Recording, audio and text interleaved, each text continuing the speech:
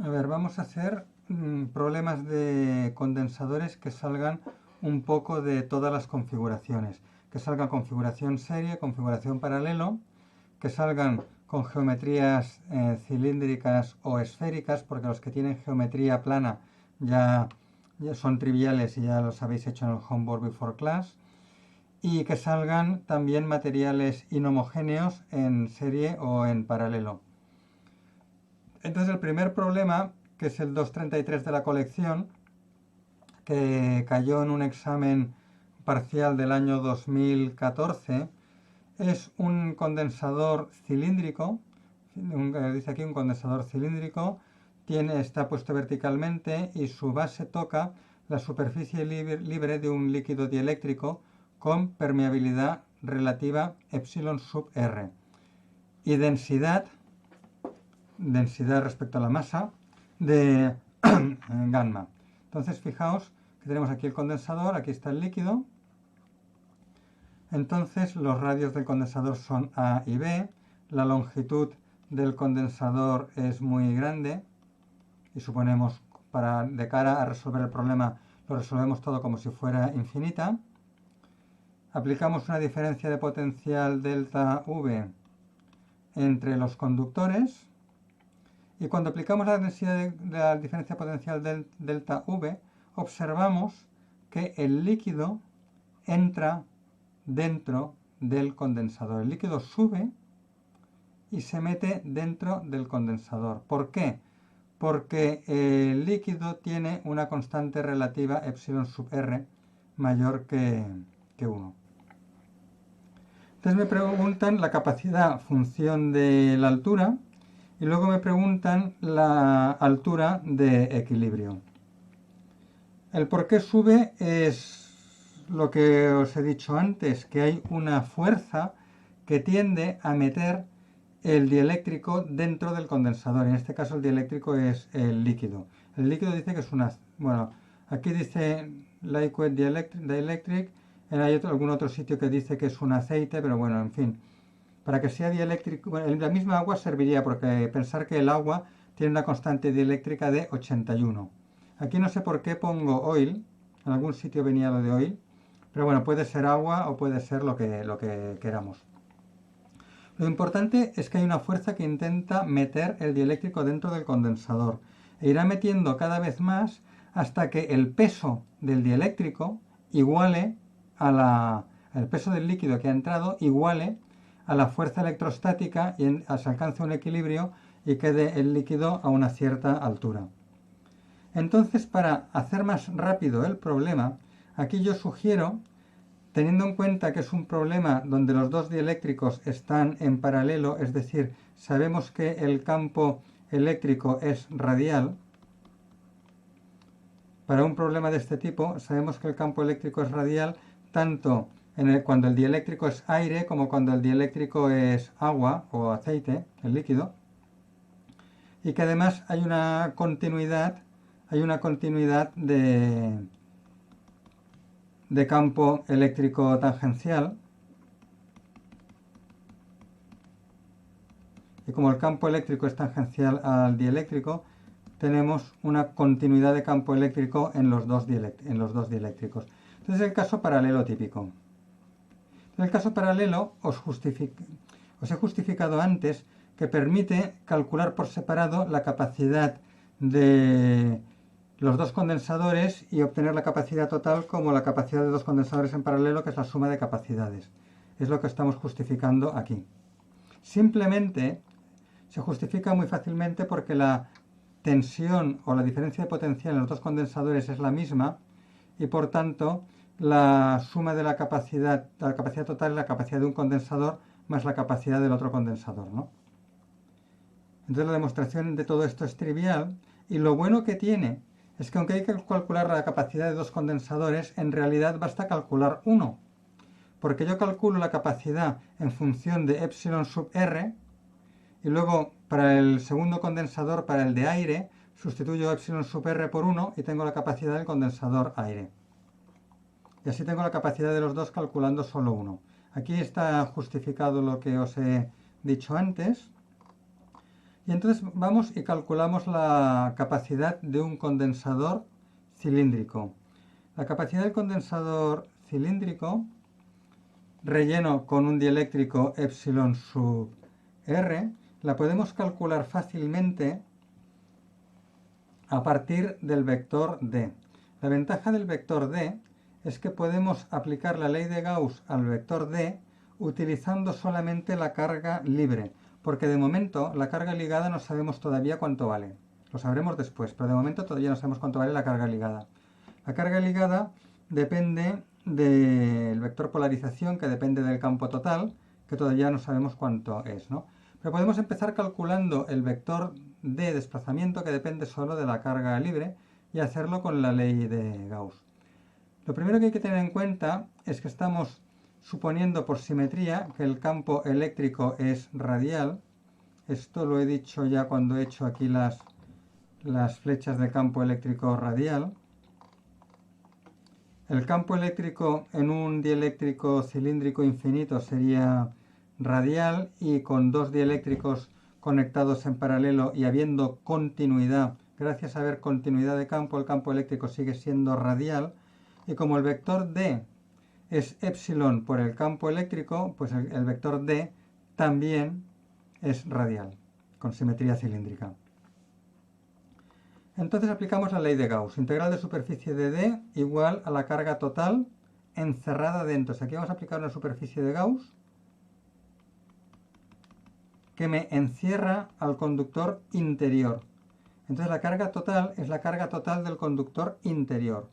Bueno, como el vector D es... Bueno, lo tenemos aquí. Lo que iba a escribir está aquí. El vector D, bueno, más que D sub 0, no es realmente D sub 0, esto quizá habría que corregirlo. El vector D sería D sub R. Bueno, estamos utilizando cilíndricas, por tanto será D sub S.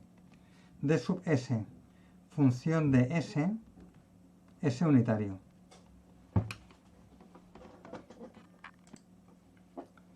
Entonces, si el vector D tiene esta forma, esto aquí sería D sub S, la integral de superficie del vector D pues será D sub S, que es constante en toda la superficie, porque toda la superficie tiene S constante, por el valor de la superficie, que es la circunferencia 2πs. 2πs es la circunferencia, y por la altura, que es h. Y esto será igual a la carga total encerrada en el conductor interior. Entonces, pues despejando D sub S, que será igual a la carga Q sub F partido por 2pi SH, esto sería D sub S, y el vector D pues será D sub S por S. El campo eléctrico es el vector D dividido entre epsilon sub 0, epsilon sub R, y por tanto es esto de aquí. El potencial es menos la integral del campo eléctrico entre la superficie de fuera y la de dentro, es decir, vamos a integrar desde B hasta A.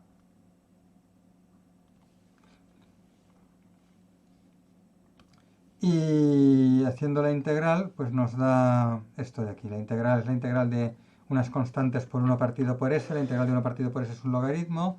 Sustituimos los límites, me da el logaritmo de A menos el de B, que es el logaritmo del cociente. Y me da esta tensión, o diferencia de potencial entre las placas. Y la capacidad, sabéis que es la carga total en uno de los conductores. En este caso, recordad que esta Q sub F era la carga del conductor interior, que es la que hemos utilizado en la ley de Gauss para calcular el vector desplazamiento D. Esta es la carga del conductor interior dividida por la diferencia de potencial V entre los dos conductores, que es la que hemos calculado aquí, ¿no? Entonces, sustituyendo Q sub F partido por V, pues me da esta fórmula para la capacidad. Obviamente, la carga del conductor exterior, si la calculáramos, nos daría la misma, pero cambiada de signo. Esta es la carga total. Y esto es para un condensador con una constante dieléctrica epsilon sub R. Pero aquí resulta que tenemos dos condensadores, uno con epsilon sub R y otro con aire. Estos dos condensadores, recordemos la configuración. La parte de abajo es la que tiene epsilon sub r, la que tiene dieléctrico, y tiene una altura h. O sea, la que tiene dieléctrico epsilon sub r tiene una altura h. Y si la longitud total es L, pues la parte de aire tiene longitud L menos h. Entonces, la capacidad total es la suma de las dos capacidades. Las dos capacidades tienen en común todo menos la epsilon y la altura, porque la altura es distinta en cada una de ellas. En una es h y la otra es L menos h. Entonces, menos la epsilon y la altura, todo es común. La parte común, 2pi epsilon sub 0 partido por logaritmo, sale fuera. Y la parte que es diferente es epsilon sub RH para la de abajo, y le sumamos, porque la capacidad de condensadores en paralelo es la suma de capacidades, le sumamos la epsilon de el aire, que es 1, por la longitud de aire, que es L menos H. Entonces, 1 por L me da L, y para la H tengo epsilon sub R menos 1. Pues para la H tengo epsilon sub R menos 1. Y esta es la fórmula de la capacidad del condensador cilíndrico relleno con una altura H de dieléctrico, y el resto es aire.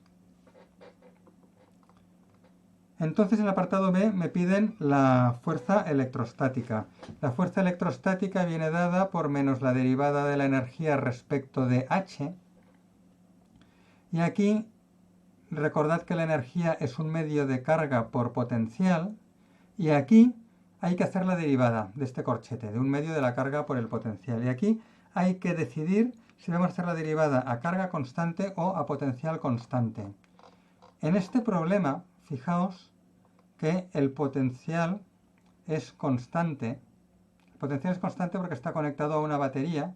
Cuando yo conecto a una batería sube el dieléctrico, y a la medida que sube el dieléctrico va variando la capacidad aumenta y la carga eléctrica libre almacenada aumenta. O sea que en realidad lo que tengo es un problema de potencial constante.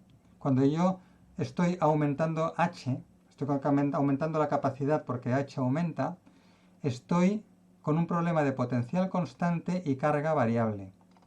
Pero acordaos que os he dicho que es mucho más fácil hacer la derivada suponiendo lo contrario, suponiendo carga constante y potencial variable. Y como yo sé que el resultado tiene que ser el mismo, pues hago la derivada en el caso fácil, hago la derivada para carga constante. Haciendo la derivada para carga constante, sustituyo el potencial como carga partido por capacidad, me da esto de aquí y al final acabo obteniendo esta fórmula que me da la fuerza en función de la derivada de la capacidad. Como tengo una fórmula de la capacidad función de h, calculo la derivada de esta fórmula de aquí, que es trivial porque es lineal con h, es de primer grado con h. Entonces, bueno, la derivada es trivial y me da esto de aquí. Igualo a masa por gravedad. La masa del líquido es la densidad por el volumen. La masa es la densidad por el volumen. El volumen es la superficie por la altura. Perdón, esto es el volumen. El volumen es la superficie. No, V no, porque V... Esto es el volumen. No pongo V porque V es el potencial. Hay que borrar. En fin, que la masa es... La masa... Me he equivocado de tecla. La masa es la densidad por el volumen. Pues aquí me queda el volumen es superficie por H. Entonces igualo esto de aquí lo igualo a la fuerza electrostática, masa por gravedad lo igualo a la fuerza electrostática, despejo H y me da todo esto. Me da una fórmula. Entonces, bueno, pues esta fórmula, si somos físicos, nos contentamos con la fórmula, pero claro, yo soy ingeniero y no puedo resistir en pensar numéricamente lo que daría esta fórmula.